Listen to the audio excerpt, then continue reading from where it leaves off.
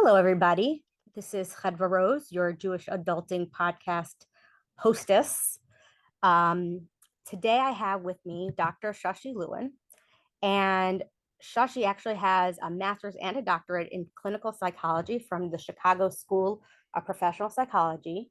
She's been in the field for close to 20 years, and she worked in a psychiatric hospital for 8 years, during which time she trained psychiatric residents.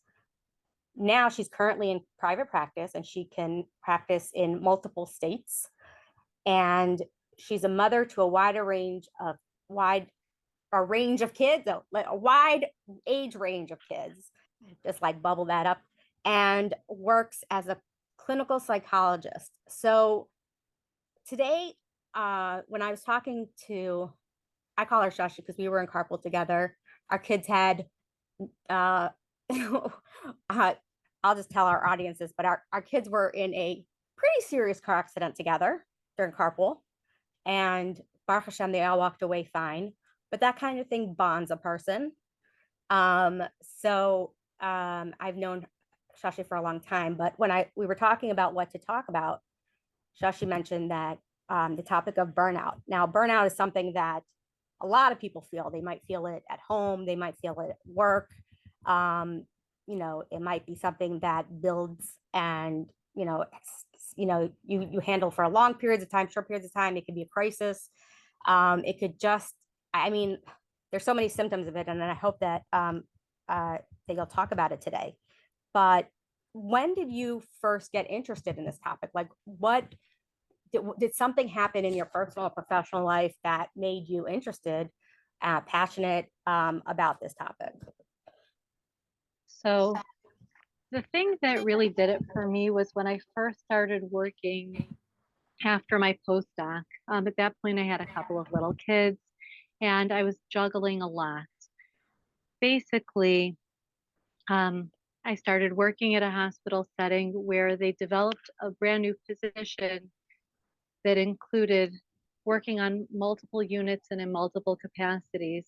So the previous person had left the position and they had them working on one inpatient unit. And the way they shifted the position involved having me on an inpatient unit, an outpatient unit, working in the education department, and having very few breaks. And after probably like 6 months or so, they asked me if I wanted to do a grand rounds, which is giving a lecture to all of the doctors and clinical staff.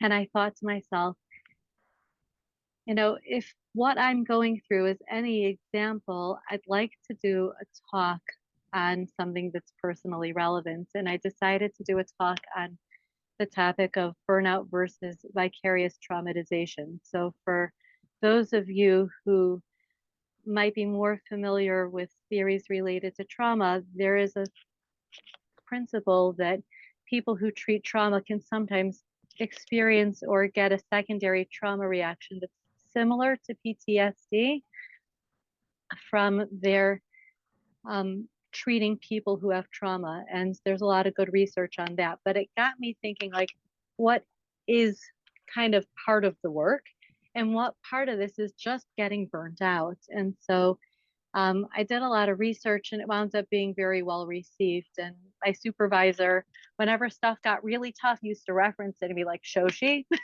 you're the one who gave the talk. Right. So that was I once wrote a story about, I once wrote an article about, like, in college I wrote like all these papers. I think one was about like adoption to single family. I don't know anything about it. I wrote a paper, but you're obviously a psychologist, so you have this other, I like this idea that that you're almost saying that this trauma that providers can have will sometimes create a burnout. Is that what you're saying? That I'm saying that I think I'm saying that there's kind of this special topic called vicarious traumatization, and it's treated actually not so differently from burnout. But I wanted the clinicians who were talking to get a sense of like what was their relationship to the trauma that their patients brought to the table, and what part of it was just them working and not taking good care of themselves, which is kind of, if I could talk about burnout in a nutshell, it's kind of about working harder, doing more than where your capacities really are, and not taking care of yourself in the process. I guess when we're thinking about burnout, there's really three domains that you can look at and say, ooh, maybe I'm getting kind of burnt out. And a person can have this whether it's in a work setting or whether it's kind of how they're living their personal life. It doesn't have to, a person can be a stay-at-home mom and get their own symptoms of burnout. So some of them look a lot like depression. And I'm just going to flag that depression looks kind of like the higher, more extreme levels of burnout, but people can have low levels of burnout also. And that can often be a like light bulb moment for us. Like, okay, wake up, something's different. And because I'm noticing these differences, I can do what it takes to try to get myself stronger, healthier, and in better emotional shape. Okay, so first domain is physical. People might notice they're starting to get headaches, they're starting to get stomach aches, they're getting tired more easily, they're getting sick more often, they're having trouble sleeping. So that kind of thing is your body often tipping you off, especially when it comes along with being a bit more irritable, a little bit more nervous, a little bit more cynical than normal, a bit more sad, having trouble getting motivated. Yeah, something like, I used to love coming to work, I used to love gardening, and now it's it feels like a drag. And then in terms of behaviors, which is the third domain, people feel like their productivity is low, they hate work, they feel very isolated, they feel like they're not able to, they don't feel very competent there, they don't feel like they can concentrate very well. So again, a lot of the stuff does and can overlap with depression, but hopefully we can catch it. If we learn about burnout today, hopefully we can catch it before it moves into something that's a little bit more heavy and harder to shake. Right. So recognizing it is like step number one. And I've definitely experienced all of those symptoms multiple times in my life. I didn't always know that that's what was happening. I just thought, whatever. I sometimes I picked up on it, sometimes I didn't. So what are steps that we can do to prevent this from happening? Like, how can we have come to sort of like catch ourselves and possibly get ourselves out of it? Okay, so that happens to be one of my favorite topics, Cladwell, so I'm so glad we're having the chance to talk about it. So thank you. So the first one is about taking breaks. So sometimes people have really a very healthy sense of like, okay, I'm starting to feel tired, I'm starting to feel hungry, I'm starting to notice that I'm spacey and I need to take a break. But many of us have learned to ignore those things, or we'll say, oh, but I need to get, or once I get going, I don't really want to stop. Or we can get into these modes where people don't break for lunch. I've met people who don't break to go to the bathroom. I've met people who don't take their vacation days. I do feel grateful as an observant Jew that Shabbos forces you to take a break once a week. But, some people's Shabbos look just as busy, just in a different way. So one of the healthiest things we can do is make times to pause. And if we can take those pauses, hopefully that's going to help us keep from getting burnt out to begin with.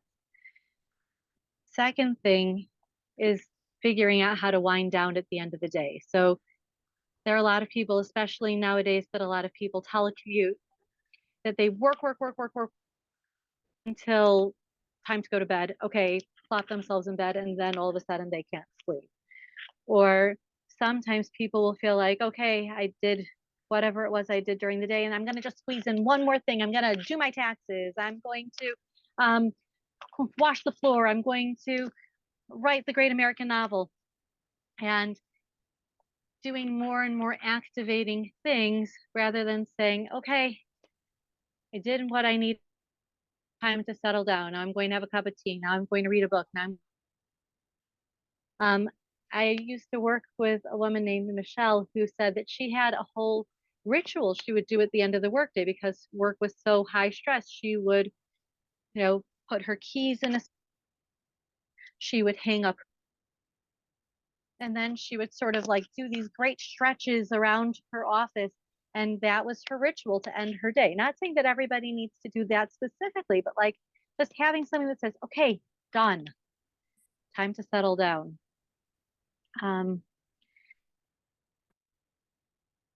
to try to help meaningful use of their free time. So meaningful is really whatever's meaningful to you. If you find it meaningful to weed your garden, I once had a neighbor like that I would watch her in the evening weeding the garden. And it was very peaceful to watch her. And I offered sometimes help. She says, no, I like doing this. But I think the main thing is to avoid things that aren't meaningful to you. So if you feel like, oh, this is yet another meaningless activity, now I will dust my mantle and the dust will be back here in 3 days and this is so meaningless. And you don't want another thing that makes you feel. So something spiritual that you do, whether it's learning something that is important to you, whether it's spending time with loved ones. Those are all some great ideas, but if you want to think something that's physically meaningful, I'm doing this to take care of my body. I wash my face in this special way. That's all really handy. The things I would say to avoid doing are things that feel frustrating, like now I will go and alphabetize my spices. Again, unless that's meaningful to you. Or I see a lot of people turning to stuff that is kind of addictive, binge watching various things, scrolling on various different devices. Those are the kind of things that might feel pleasurable for some, but for a lot of people, especially if it winds up going for a long period of time, winds up feeling very, very meaningless and will, again, rather than contributing to a sense of, I'm someone who relaxes and does meaningful things, it often eventually shifts into nothing I do is meaningful. And then I think it would be unfair to say how, if I neglected to say that getting support can sometimes be a big piece of this. That support can be professional. And again, if it gets to be really bad, I think it should be. But when we're having low levels of burnout, we do not want to live on an island. No man is an island. So we want to be able to reach out to other people who can potentially be a good source of support. Talk to friends, talk to family, talk to neighbors, talk to colleagues, connect with other people, because that sense of isolation can come with burnout when you sometimes just having a listening ear or somebody who can, make your situation feel funny or give you a feel for, okay, that's crazy, but you want to hear something else crazy, and then share their own vignettes, and then the two of you can really support one another. It's really up to the individual if they want to seek out somebody who's in the same kind of situation that they're in. I feel so burnt out parenting, or I feel so burnt out in this particular job. Find somebody who really matches you kind of where you're at versus finding somebody who the opposite. They're dealing with something else and it's not so close to home, but you feel like you can share enough of your own experience that you feel like you have a sense of community. You feel seen and known and heard and supported. So what role does mental health professionals play in preventing, or I guess treating, burnout? Okay, so you know how initially, Cheva, you were saying like part of the one of the most important parts initially is recognizing it. So sometimes a mental health professional is really useful in helping recognize it because very often we have our sorry, we have a lot of subjectivity when we're thinking about ourselves. And so we might not even realize like, oh, I just cooked for 5 hours and I didn't take a break and now my feet are killing me and my back is killing me and nobody appreciates what I do. A mental health professional can help somebody look at their own situation and get a good feel for ways that they are and are not taking care of themselves. Additionally, if it moves into a more significant burnout and we need to treat and intervene, sometimes they can be really very helpful in the process of not just in terms of getting support, but they can help us learn to prioritize, help us figure out what kind of limits we want to set for ourselves, maybe help us get or motivated to have certain goals, perhaps related to exercise or other kinds of self care. And one of the main things that I find in my own role is helping people learn about and talk about boundaries. Like that happens to be one of the biggest contributors to burnout and also one of the best ways to help get back on track and figure out how to navigate burnout once it's already setting in. Okay, so what would you say to somebody about, um, you know, if like an organization came to you and said, help us prevent, we're noticing a high rate of burnout amongst our employees, or even like a mother, like I know my daughter during finals burns out so easily, and she's like, she's having a hard time. There's so many times where we're observing it and we feel kind of helpless. Like, what am I supposed to do to get this person back on track? So you tell them, okay, relax, take a break, did you eat today, did you drink today? But what would you tell an organization or a school to possibly help support the people that are experiencing these burnouts? So it's interesting because when you were talking about your daughter, it reminded me of when I used to teach AP psychology to 12th graders. And as finals were creeping up, I wound up doing a very like a mini unit with them on test anxiety and preventing burnout, managing the whole situation of being in finals. So I'm not an industrial organizational psychology, so I don't have the training of working with like big groups like that. There is specific stuff, and I have a little bit of a feel for that, but it's not my specialty. But I'm thinking about when I was working with these 12th graders, we talked a lot about some of those things, Chadva, that you intuited, like make sure that you sleep. You might think, oh, I study so much better when I don't sleep. I remember friends pulling all-nighters. I remember a teacher who gave us 1 point of extra credit on our Chumash final for every hour that we studied. I don't think she wanted that all to be in one day. Um, but it was sometimes I remember studying through dinner, but we sometimes incentivize things by mistake. So sometimes, I mean, well, well-meaning teachers sometimes incentivize burnout. I would say not just for girls. I've seen well-meaning rebbeim incentivize burnout also. Um, but the I guess the main thing is you've got to make sure that your priorities are in check. So you could know, let's say, your subject cold, but if you're not taking care of yourself in the process, there isn't going to be a you to take the test, or there Right. isn't going to be a you to teach the class, or there isn't going to be a you to be there for your family because you're going to be depleted. Like they often talk about, put on your own oxygen mask first, using the metaphor from the airplane, or you can't pour from an empty pitcher. So there's a lot of you've got to take care of yourself in order to be functional. So what you intuit is, did you sleep? Did you eat? Did you drink? Did you get out? Have you seen, the outdoors in in the Right. last day? And so some of those like just very, very concrete basic needs, that's really the best place to start. Because when we're thinking about being able to establish priorities, many people will kind of put themselves last.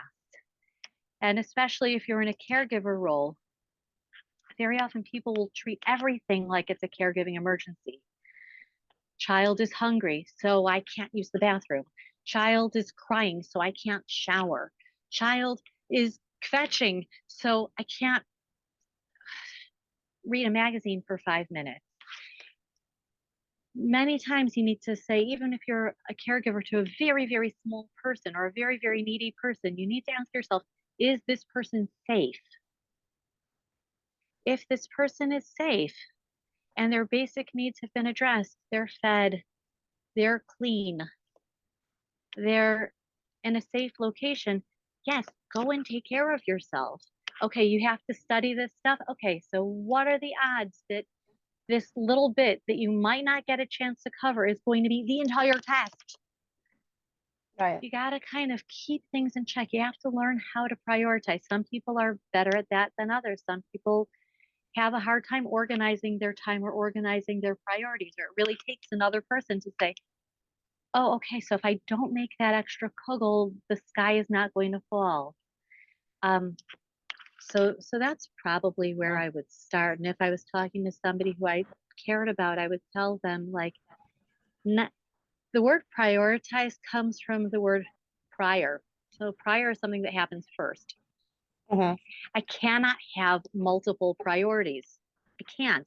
I can't have 10 things that come first. Right. I can have one thing that comes first, and I can have the next thing that comes second, and the next thing that comes third. And I can have them in order of importance. And, they often talk about, like, is self-care selfish? I think it's not a fair question. If I don't treat myself as though I have a self, then there's really nothing else to talk about, right? I think if you want to go back into, like, Jewish traditional things, Hillel said, eons and eons ago, in ein ani li mili. If I'm not for myself, who's going to take care of me? If I don't prioritize myself, and I'm sure, right? Hillel is known as being a tremendously modest person. I'm sure he wasn't saying, and if I don't get my car shined, um, and I don't get 60 hours of exercise a week. I'm positive that was not Hillel, but I'm sure he did say, if I don't make sure that I eat breakfast, it's nobody else's responsibility to go and make sure that I eat breakfast.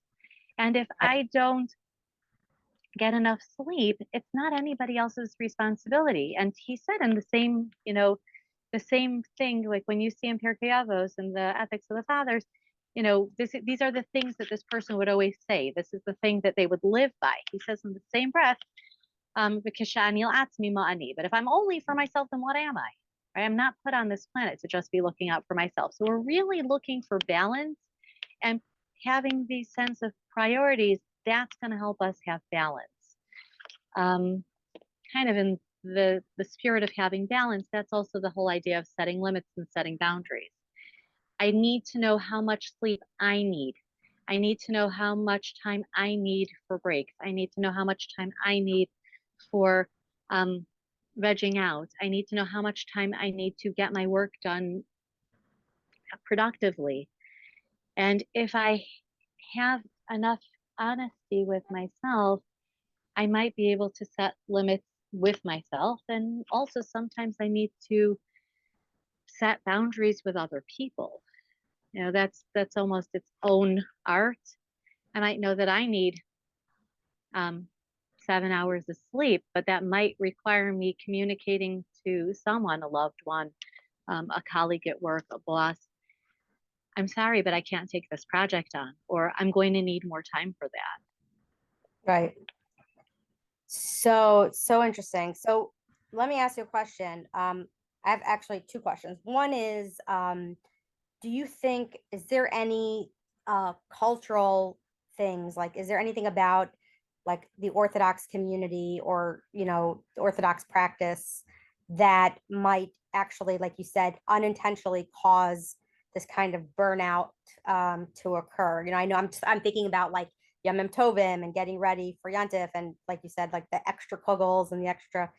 But as a society, like, are we creating a situation that we are harming ourselves and almost definitely assuring that we'll have like a sabotage of sorts and that we will be burnt out? Okay. So Thank you so much for that question. That's awesome. I hope I'm quoting right, but Rabbi Silber here in Baltimore, I think, talked about the Yetzer Hara in one of his lectures as your impulse to self-sabotage. Mm-hmm. And when I heard that talk, it was like light bulbs went off for me. And I was like, oh my goodness, that's it. Our Yetzer Hara is what gets us fighting ourselves, like ignoring what we need, or kind of the end goal is that we mess it up. And I think what you're pointing out is it's so easy to do that with something like Yantif or Shabbos, or if I have company coming, or if I have family coming for a Shabbos or a holiday, or a Simcha even. It's so easy to move into the space of like, I have to do all of this. And it winds up really bringing out eventually, in many of us, the worst of us. So it's really that challenge that's going to be, if you want to think about it as, from Rev Dessler, Rabbi Eliyahu Eliezer Dessler, I think was his whole name. He has this whole topic of Nakudas Habachira. What's our decision point? At what point do we have free choice? At what point do we face kind of our level of challenge and have the opportunity to really grow? So when you're talking about, does Orthodox Jewish practice lead us toward burnout? I think it can, but if it does, very often it's because we are having that choice point, or we are having that interface with our Yetzer Hara, and it is, and that's a very hard battle to fight. And what are the things that contribute to that? Because there's a lot. I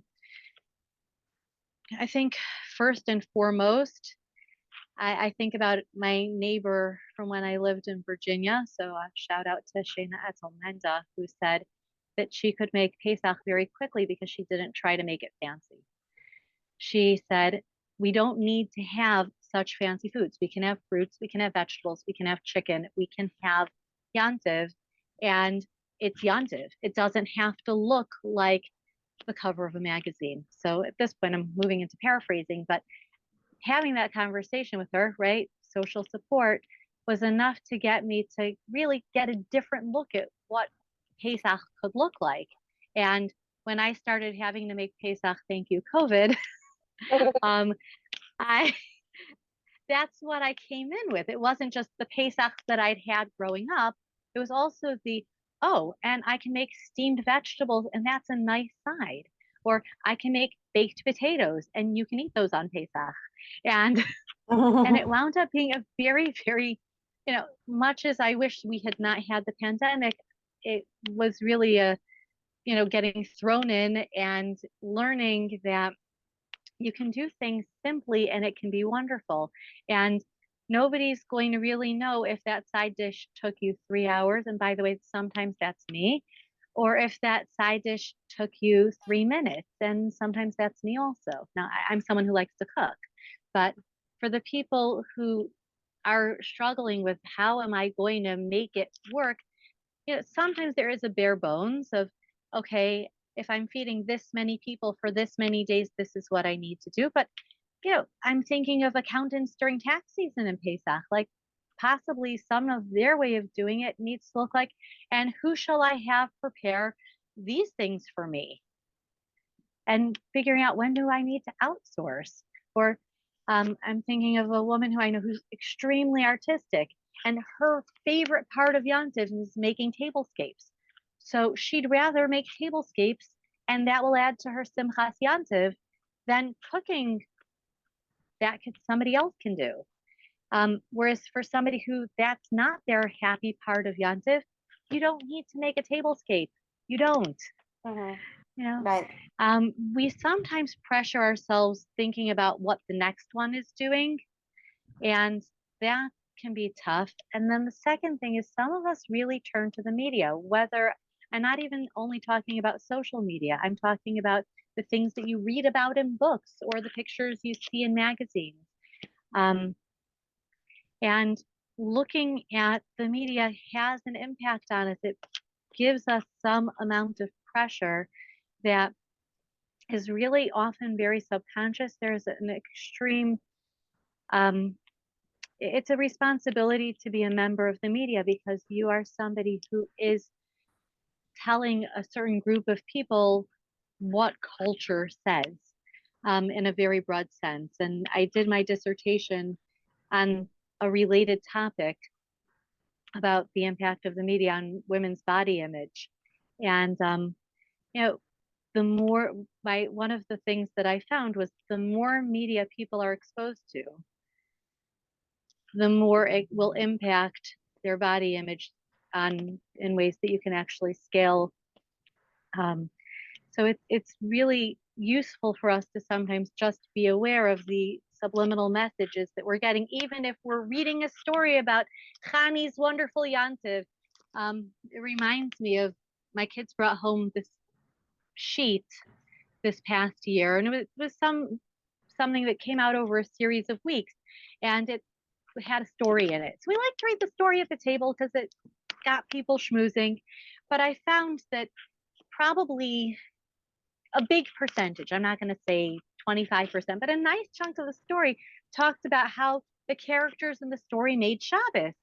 And they had this pre-Shabbos thing. They had an Erev Shabbos kugel and an Erev Shabbos cholent and an Erev Shabbos, like their Erev Shabbos looked like my lunch.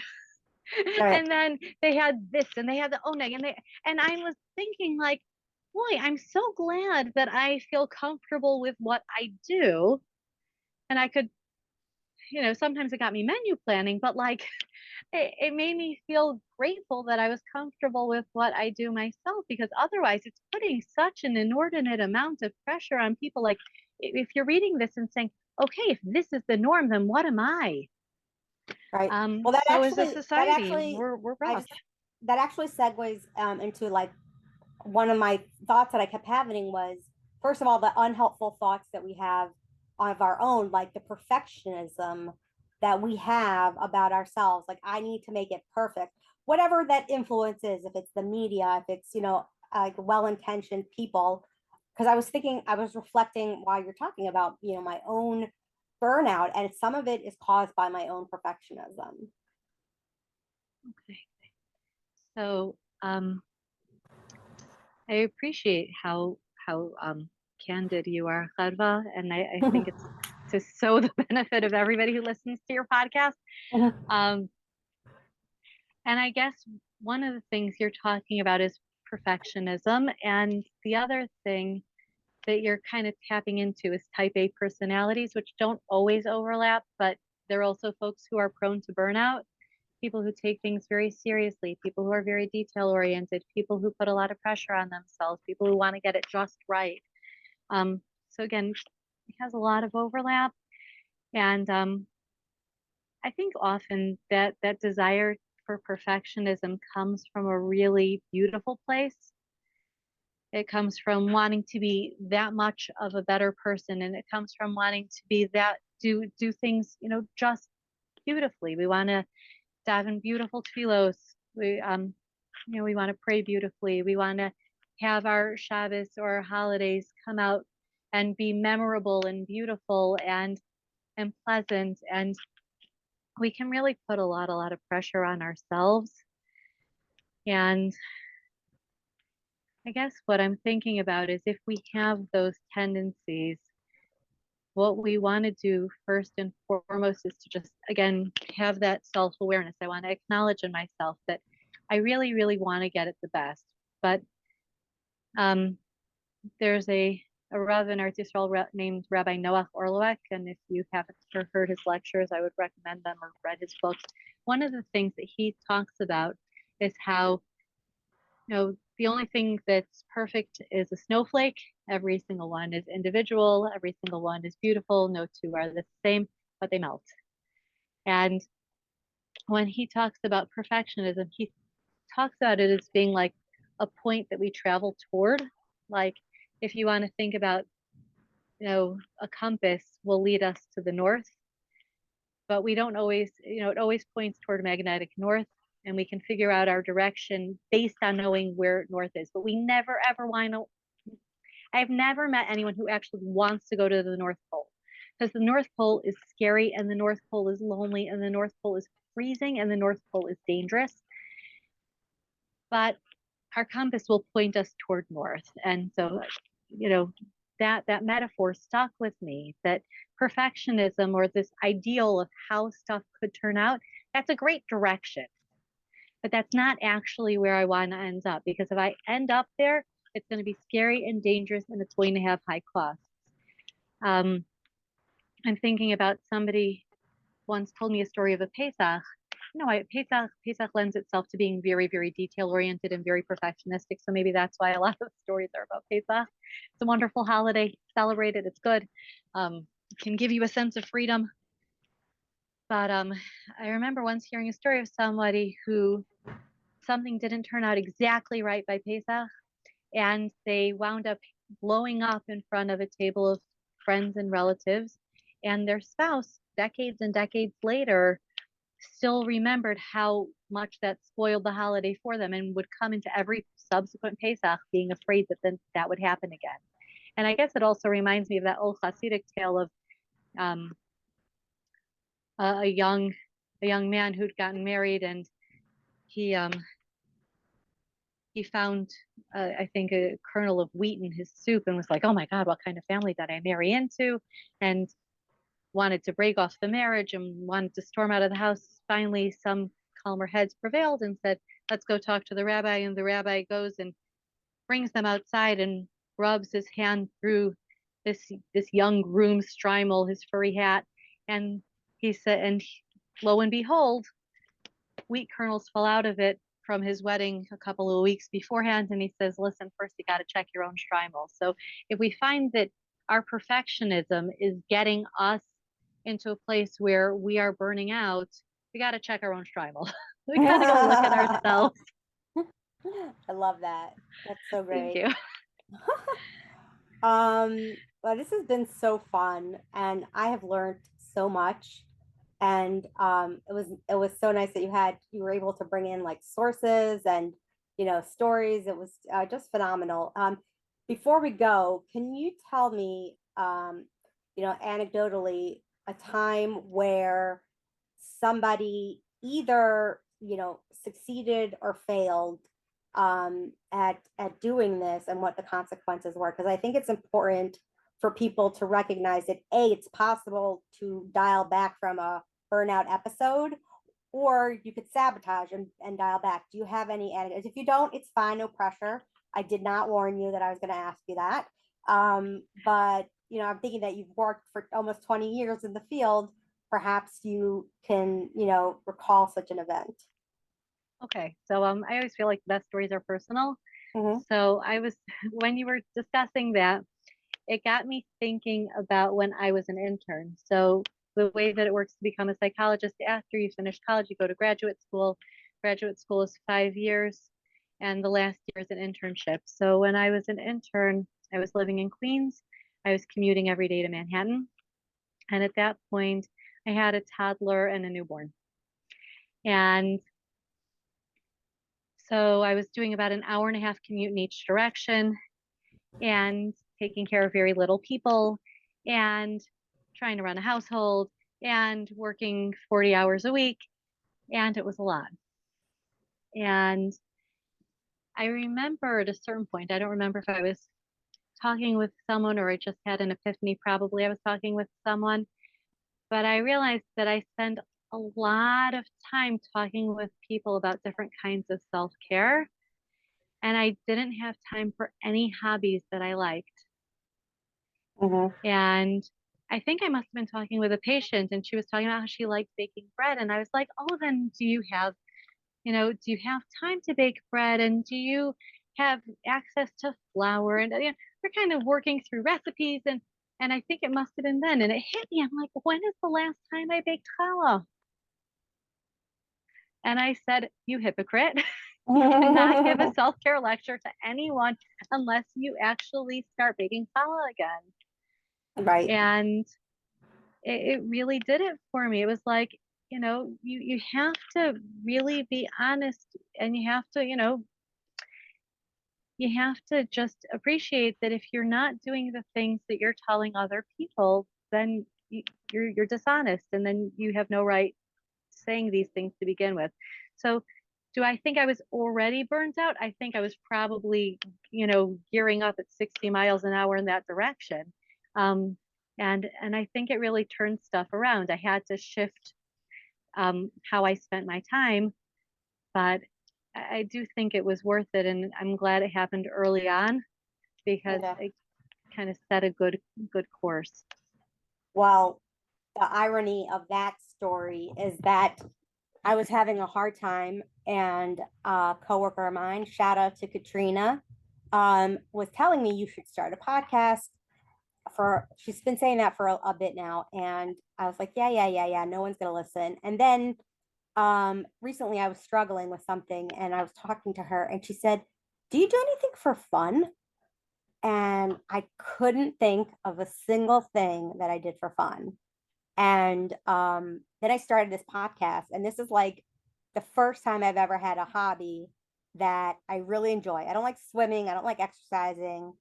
I like reading, but I don't know if that's really, I don't know if it rises to the level of a hobby, and this is my new hobby, and it's something that I love, and I really find myself being overall happier and not as burnt out because I could switch gears. I feel productive. I'm learning all these new things. And so it's funny that you give that sort of like, let's not be hypocritical. If we're trying to give advice about burnout, let's look at exhibit A, exhibit B. Are we doing something for ourselves? And it's really grateful that Katrina like sort of pushed me in that direction. But again, this has been so great. And I really want to thank you for your time. And hopefully we will if anybody wants to get in touch with you, you'll give me the information on how you want people to reach you. I'll post it in your bio, and I hope you have a good night. All right, thank you so much, Karvan. Yasher I have Koach. That's great that well you're doing it. All right, yeah. Bye bye. bye bye.